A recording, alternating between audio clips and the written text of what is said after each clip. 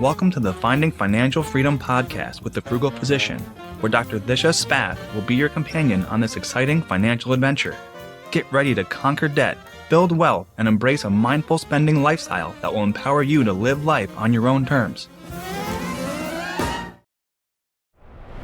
At Reza and Sharif CPAs, they provide more than just tax returns and financial statements. They deliver strategic financial solutions tailored to your needs. Whether you're a business owner, physician, or investor, Reza and Sharif CPAs can help you navigate complex tax laws, maximize savings, and build long-term wealth. With expert tax planning, accounting, and advisory services, Reza and Sharif CPAs ensure your finances work for you, not the other way around. Take control of your financial future today. Visit rezasharif.com. That's REZASHARIF.com to see how they can help you. Welcome back to Finding Financial Freedom with the Frugal Physician. I'm your host, Dr. Disha Spath. And today, we have an incredible guest with us, Kristin Wade. Kristin worked as a registered nurse in New Mexico for 8 years before deciding to step away from the bedside. Now, she's on a mission to help healthcare workers take control of their finances, break the paycheck-to-paycheck cycle, and use money as a tool for freedom instead of a burden. She's a certified budget coach and is currently earning her accredited financial counselor designation. Today, we'll talk about her journey from nursing to entrepreneurship and the importance of financial literacy for those in the helping professions. Kristin, welcome to the show. Thank you so much for having me. Thanks so much for taking the time to come and share your journey with us. Let's start with your journey. You've worked as a registered nurse for 8 years before stepping away. What inspired that decision, and how did you transition into financial coaching? When I went through nursing school, I thought I had found my career for life. I loved everything about the profession of nursing. I loved healthcare. I worked in the newborn ICU with tiny, fragile little humans that inspired me every day. But I always had a love for personal finance on the side, which is kind of a weird thing, when you're the nerd of the family and the friend group. So I was that kid at 16 reading books on how to retire, working my minimum wage job. Wow. I was always trying to figure it out, Yeah, I get that. I was always, I was similar. Like in college, I'd be reading the Wall Street Journal, just trying to figure out how finances worked, but I was reading the wrong thing. I should have been reading books. First of all, why did you go to healthcare in the first place? Ooh, my parents always drilled into me, find a stable job. And I loved the concept of healthcare. You use your brain. It's, very much so involved with your body, like you're moving, you're thinking. So I really fell in love with that profession. And it was a stable paycheck, right? I could really focus on reaching my financial goals and, working on my retirement goals from a young age. I was a nurse at 21. And so I kind of became the unofficial go-to person when we would be chit-chatting, on the floor over an IV start, or, we'd all be feeding our babies together and just talking about different topics. Money was always something that came up. Okay. So what led you then to transition directly into financial coaching and leaving healthcare altogether? Well, unfortunately, something called COVID happened in 2020, and I think we all have been affected by that. I'm sure you have your stories of how that's changed your idea of the profession. I was so burnt out. Yeah. I was a young mom. I divorced in 2020. So I was a single mom, just trying to figure it out. And I felt like I was no longer helping. I was just a number. And we had to up our production. We had to take more patients. We had to spend less time with the patients. Our pay was not increasing. The bonuses were going away, so all of it felt like it was coming to a head. And really what did it was I needed a change. And I needed to do something that fulfilled me again and just take a little break. So I made the jump in 2022 and I never looked back.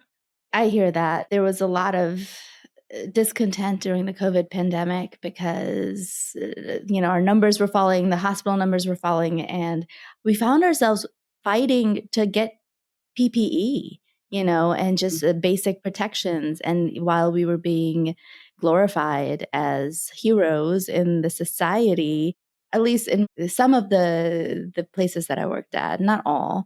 We didn't really feel that supported emotionally or financially. And so, yeah, I can see what you felt then. You work primarily with healthcare workers. Why do you think that the people in the helping professions often struggle with managing their finances? There is a big struggle with ego and pride when you're in the Hmm. healthcare field, right? So you can be, I've worked with some of the most intelligent people, whether it's a nurse, a physician, or anywhere in between, who don't know how to find their credit score or pull a credit report, to determine if they're able to qualify for a house, or Mm. who are pregnant and don't know how to plan for the maternity leave. My hospitals were unpaid maternity leave, unfortunately. So we would sit around, they would just give me this detailed explanation about some complicated scenario and then like mess up that they didn't understand something basic. I'm doing air quotes here for those who aren't watching, but there's a shame and stigma around not knowing money when you're so well versed in healthcare. Yeah, totally.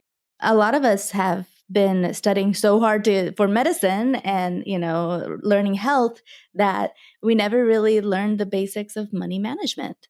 What are some gaps in the knowledge that you've encountered? Yeah, there's so many things from small pieces like not knowing how to budget the day to day. And that can be really embarrassing for some people to admit because a budget isn't hard, but it's also not easy. Right. So they would say, well, I overspent and my credit card is racking up. Let me work some overtime or let me take your Saturday shift. And there was a lot of that kind of conversation. Or, ooh, we have a vacation coming up. I guess I should stop buying Starbucks this month. And there wasn't so much the data-based decisions. It was just by the seat of our pants and there was panic. So, smaller things like that, all the way up to, not understanding you should be putting into the retirement plan and doing more. In addition, like those extra paychecks could be put to work instead of we use them as coping mechanisms to go Hmm. shopping or, something to make up for a bad shift. And that was so rampant with the people that I knew. Yes, yes, using money as a reward, like I deserve this mentality, and then consistently living paycheck to paycheck. I see that all the time, and that mindset of how many shifts is this thing going to cost me, and then working those shifts, getting even more burned out, Yes. and then going to reward ourselves for working those shifts, and then getting behind again. Yeah. And then it feels impossible. You feel like life happens to you. And then, when I was sitting around during the COVID times, we were all, washing our masks off and doing those obscene things that now are not Yeah. kosher. And they're like, I wish I could leave, but I can't. And it always had to do with money. No Yes. matter how you looked at it, they either didn't have any sort of savings to take time off if they were ill. They couldn't switch to a lower paying job or a work from home job. So, these conversations came up and finally someone said, Kristin, why aren't you charging for this advice? You're teaching people these things. And so this sort of like was the evolution of, going from diagnosing in the nursing field to diagnosing in the financial realm. So, when you made your shift from nursing to financial coaching, what challenges did you face and how did you overcome them? I assumed, well, I work 36 hours a week. So when I'm an entrepreneur, I'm going to put in 36 hours and I'm going to, make money by this day and have this many clients. It was a big shock to figure out I had to be my own boss and I had to make myself sit down and work when I didn't want to. And also tell myself to stop working when I had been, staring at a screen for 8 hours. So I realized I wasn't well prepared for how to structure a day or like to put on real clothes instead of just working, in my PJs all day. So there was a lot of structure I needed to learn that first year. And how did you do it? How did you structure? I struggled, and it was also very isolating because I was used to running into 20, 30 people a day and having a lot of social interaction down to myself and my dog and sometimes my daughter, and Yeah. sometimes networking. Then it became clients. So all of those things were a big adjustment. And I finally hired a business coach who could help me make some plans because I'm like, I'm going to be a coach. I should believe in coaching as well. And that was a pivotal moment in my profession. Interesting. Yeah, reaching out for help and using other people's expertise to boost you along is not a crutch. It's smart, and it saves you a lot of, I guess, learning the hard way through the hard knocks, and yeah, if it's worth it to you, if the money's worth it to you, I think coaching is definitely a very valuable thing. So let's talk about your coaching. You're a big advocate for zero-based budgeting. And I've taught my audience about that in the first few episodes. But can you give us a little refresher and why you believe it's the best method for healthcare workers? There are so many ways to budget. And in fact, whatever you do that works best for you, that's going to be the way that you should stick with. But for me, I found I needed data. Coming from healthcare, we don't just make decisions based on how we're feeling. We look at the patient, we look at our numbers, you then make an educated decision. And so I found zero-based was very intuitive coming from my healthcare training. What it starts with is tracking. So you do track every single transaction. That way you can see, how much am I spending on Amazon?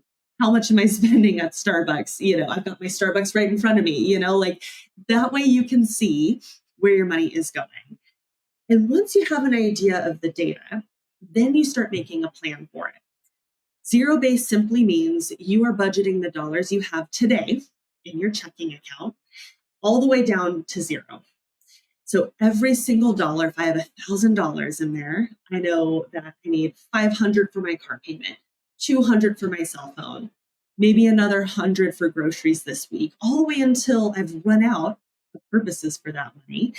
And then you find the scarcity because, I don't have money to go out with my friends later.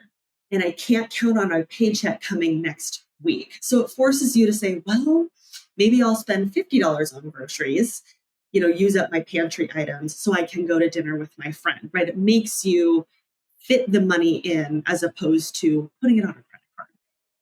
So you're thinking ahead and planning for what's coming up and then adjusting your budget based on what's coming in. Exactly. And it's meant to be fluid, right? So often I tell people you have the dining room day where you sit down and you spread out your bills and you write everything down. You put your income at the top and you start subtracting. And the number you get at the bottom is what you can enjoy. That doesn't make any sense when every single month is different. And so tracking, having envelopes that you subtract from, now we're talking digital envelopes, right? I live in Albuquerque. You don't want to walk around with cash here, right? I think in most areas, you don't want all that cash. That's my personal opinion. But that way you can see how much you have left in each envelope for what you need to spend. Yeah, I definitely hear you on the data. I look at budgeting as I's and O's in healthcare, right? This is our basic I's and O's. How strict you need to be with your I's and O's depends on how critical your situation is. And if you're trying to really turn things around, pay down debt, and get out of a hole, then you need super strict I's and O's. And zero-based budgeting is great for that. And if you can continue to do that and make it a habit as you go forward and get out of that critical situation, great. If you want to get less stringent with your I's and O's and go to, just daily weights and just Q shift I's and O's instead, then you can do that and start letting up and becoming less granular as your financial situation becomes less critical, and then eventually transitioning to a pay yourself first budgeting method where you are putting away money for your retirement, putting away money for the HSA and, your kids' 529 plans first, and then spending the rest and being less zero-based with it. But you can only do that once you get out of the hole and you have plenty of delta between your income and your expenses. I love that example. Thank you for sharing that because that's exactly what I've been talking about. Are there any apps you use for the zero-based budgeting? There are several out there, and I will say a lot of them have different pros and cons. So my favorite is MyBudgetCoach because it combines the zero-based approach with a coach to help you. Because I will say, when you first learn it, I've been zero-based budgeting for about 12 years now. It is not intuitive at first. At first, you're going to be like, budget every penny. This is too strict, right? Budget every ml. That's too much. You may feel like an ICU nurse, which was kind of my comfort level at the time. But when you have someone there to help you, that is all the difference. When you can say, I don't understand what I did wrong here, or why does it say I have money left over? Can I really go shopping? And the fun thing is when someone can say, yeah, you have worked hard, you have extra money this month. So there are pros to being this diligent with your money. Yeah. And full disclosure, you do work with MyBudgetCoach, right? I do. Yep. I work for them. I'm a coach on their platform. There are also several other ones. You Need a Budget. It's an acronym. YNAB is kind of the most well-known zero-based. And there's also Cube, QUBE. So several are out there. And I recommend just test all of them out and see what works best for you. This show is sponsored by Set for Life Insurance, the ultimate client experience in the insurance industry. Are you looking for the perfect insurance coverage that suits your needs? Founded in 1993 by President Jamie K. Fleischner, Set for Life Insurance specializes in individual life, disability, and long-term care insurance. As brokers, they represent numerous companies in the industry, ensuring that their clients get the best products at the most cost-effective rate. What sets Set for Life Insurance apart? You'll enjoy special discounts, priority underwriting handling, and even exceptions in the underwriting process. So why wait?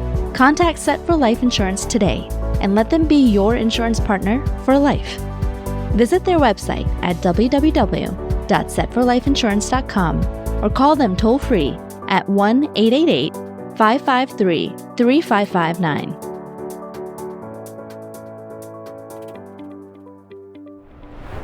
Yeah, agreed.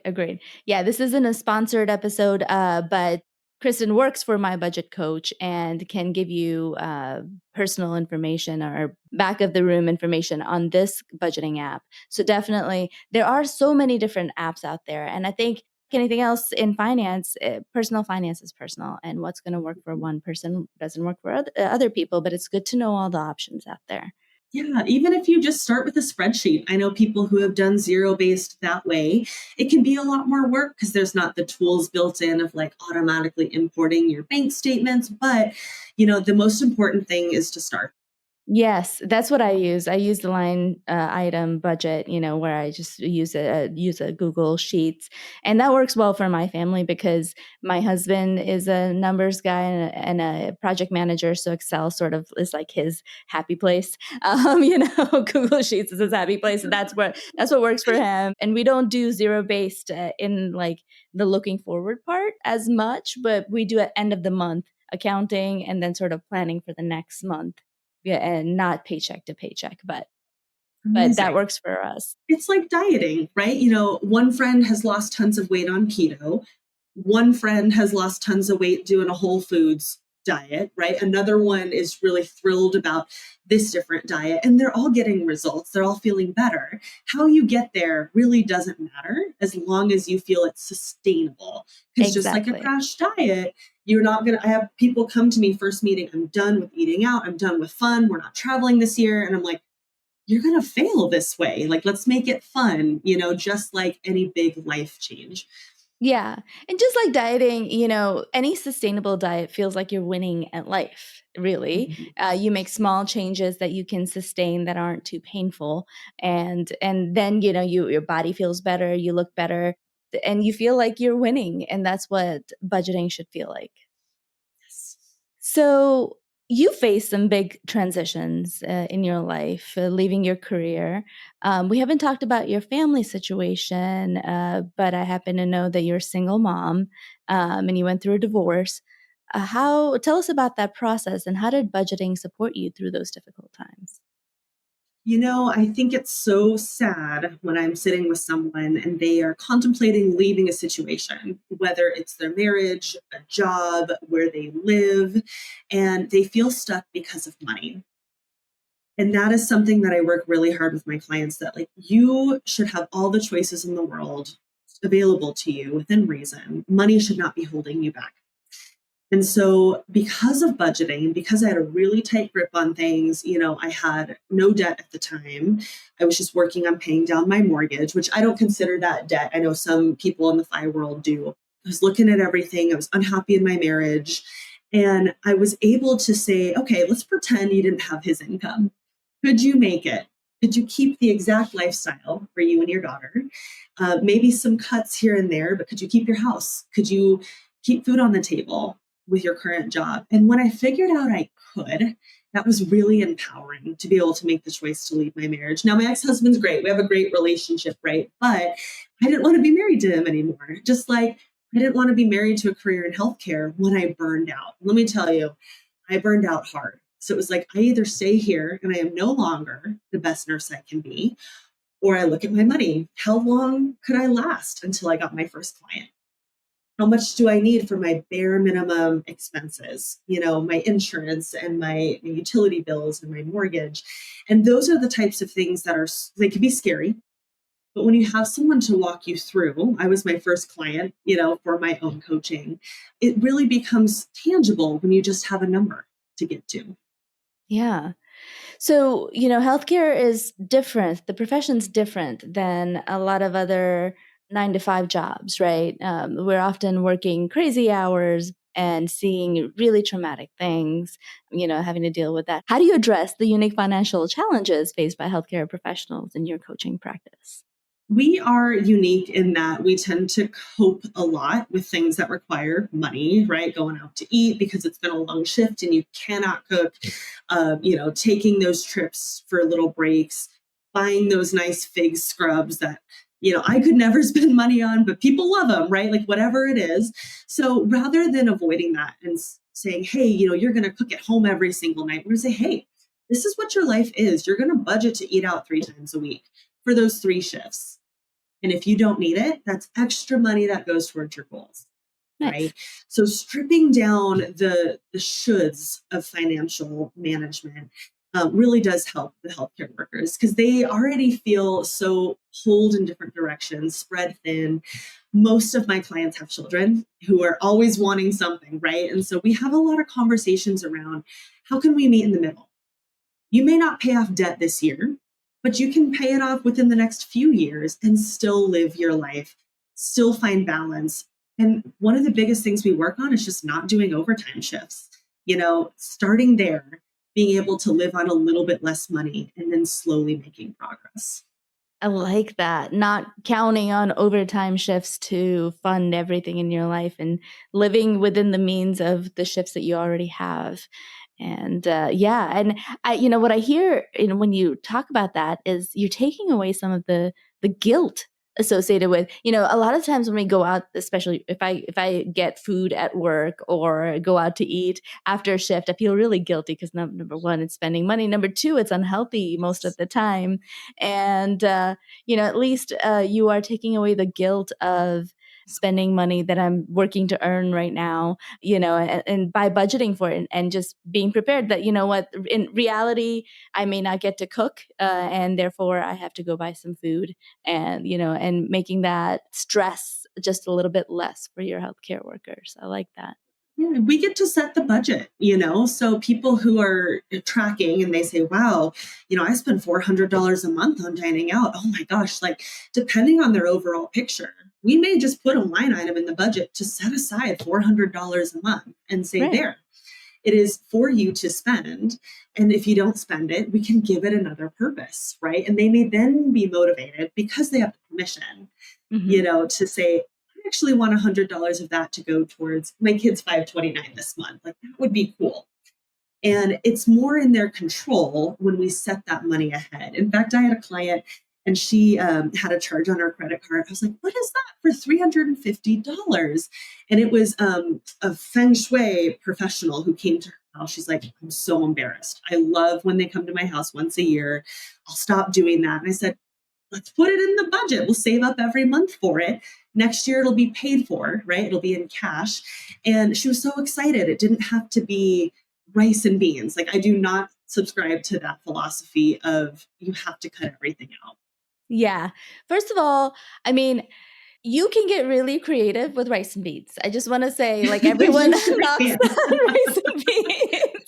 But I was just thinking yesterday, I was making idli, which is a South Indian thing, and it's just rice and lentils. But the way Indian people get creative with rice and beans and like the amount of food and like different tastes you can get with just rice and beans is incredible. So there's nothing wrong with that. And it's relatively healthy as compared to some of our other options. But yeah, I agree. I mean, it doesn't have to be restrictive. Is what we mean when we say that. It doesn't have to mean when you are budgeting, you don't have to cut out everything you love. In fact, budgeting makes you look at what you value and then put it in your line item budget. If you value it enough to put it in your budget, that's what tells you that you really love this. This brings you happiness and you should keep it in your budget. But oftentimes, especially when I started budgeting, I found things that I was spending money on that I don't really value. And those are the things that you cut out, right? And those are the things that actually feel good to cut out and, and make you make progress. Yep, that's exactly it. All right. So if someone's just starting out and feeling overwhelmed by their finances, what's the first step you'd recommend?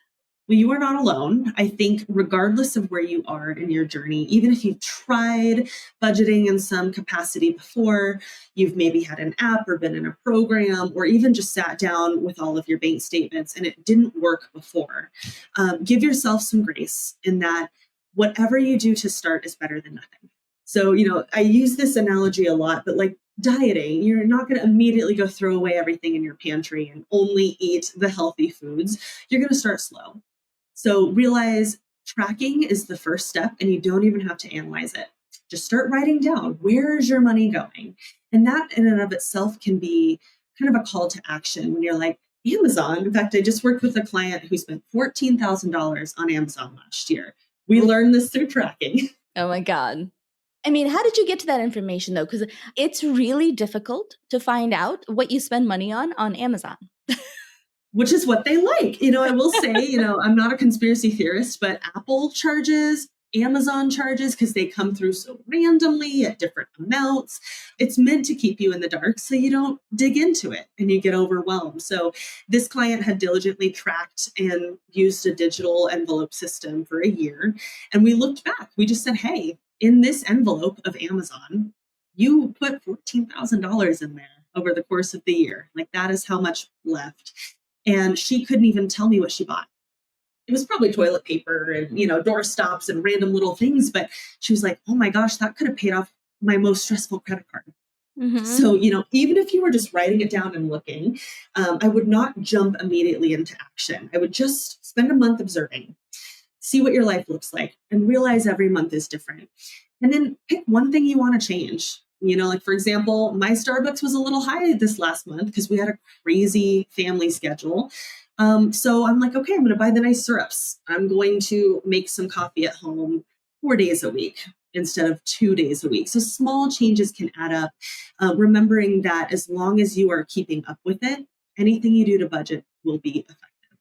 Yeah, speaking of coffee, I recently got a Breville espresso machine for Christmas, like a couple of years ago. But it's interesting. I used to go to Starbucks just to get the lattes, and like the foamed milk was like a treat and stuff. But now that I can make it at home, I don't actually use foamed milk all that much anymore. I don't crave lattes just knowing that it's here. And now I just drink straight espresso because that's what I need.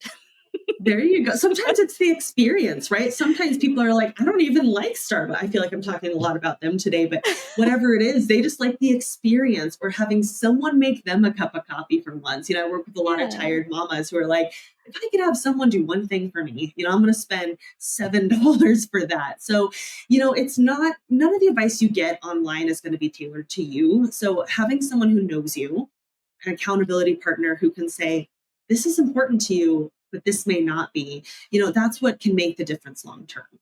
Totally. Yeah. Every once in a while, my husband will make me a latte and bring it up to my bedside as I'm waking up. And that is like the sweetest thing. And I'm like, that is the best cup of coffee I've ever had, in that moment. I love that. Yeah. Well, I think you have shared so much good information today. And thank you so much for talking about budgeting because it's one of my favorite topics, but it's not sexy. And it's something people look at as, oh, yes, I got to do that. But I think it's good to have a reminder that it is enabling. It is a wonderful, beautiful process. It's a basic part of adulting. And we all need to get good at it. So thank you for sharing your insights on that. Let's end with a rapid fire segment. We like to just have some fun at the end of the episode. So I'm just going to ask you a few quick questions and just answer with the first thing that comes to mind. Okay. So what's your guilty pleasure purchase? Ooh, if you can't guess already from my answers, I love to dine out and have someone make me a meal and try new different foods. So that's my guilty pleasure. I'll spend quite a bit of money on each month. Yes, me too. What's one money habit you swear by? As I mentioned earlier, tracking your money. Just, if nothing else, just start looking at where it's going. Nice. What's the best book you've read recently? Ooh, I read a book called Good Energy by Casey Means. It's about metabolic health, and it is so interesting about how to support our bodies on a cellular level. And I've been kind of implementing some of that so that I'm less tired and dependent on coffee. Nice. If you could go back and give your younger self one piece of financial advice, what would it be? Don't stress about what you want to be when you grow up. Don't stress about having it all figured out. Like I had goals to pay off my mortgage by this age and have this many kids and white picket fence, and the money was all tied to those goals. So I think I would tell myself to relax and kind of just go with the flow of life. Yeah, it's all part of the journey. Humans plan and God laughs, right? But it's important to have some goals. It's important to Yes. shoot for something and work towards it. That way, you actually make some progress. But yes, life Yes. happens. We take turns. We change our mind. We go in different directions, and that's okay. That's all part of the journey. But having some money set aside it makes you able to take those turns without having financial stress. Exactly. Yeah. What's your favorite way to unwind after a long day? Ooh, this one's kind of fun. I am a big video game nerd, actually, because it's something totally unproductive, gets me nowhere in society. But I've been playing a game called Astrobot on PlayStation, and it is just mindless. It's like a puzzle game. You have a lot of fun. And that way I put my phone away in a box. I don't look at it. I just totally decompress. And then I feel a lot more recharged by doing something mindless for an hour or two. Yes, my kids are really into Astrobot. Oh, so you're familiar. Yes, yeah. At least I don't play it with them, but I've seen them playing it. And my husband's really into video games too. That's how he decompresses at night. So I totally feel you there. It's something mindless to do to give yourself just a break from regular, all the everyday thinking. And Yeah.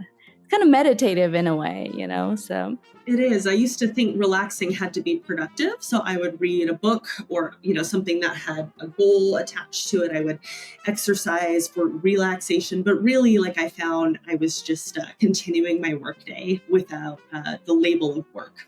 Mm-hmm, mm-hmm. Well, good for you, I'm really glad that you came today to share all your insights, Kristin.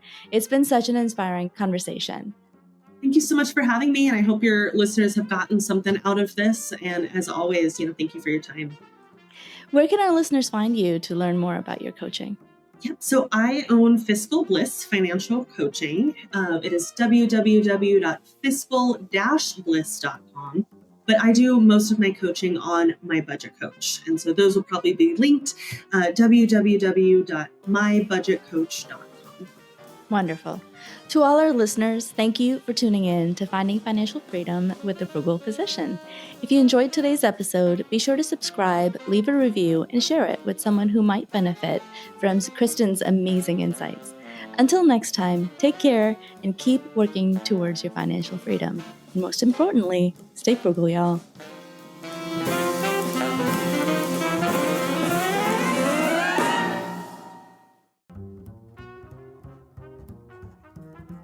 The content shared on this podcast should not be taken as individualized financial advice.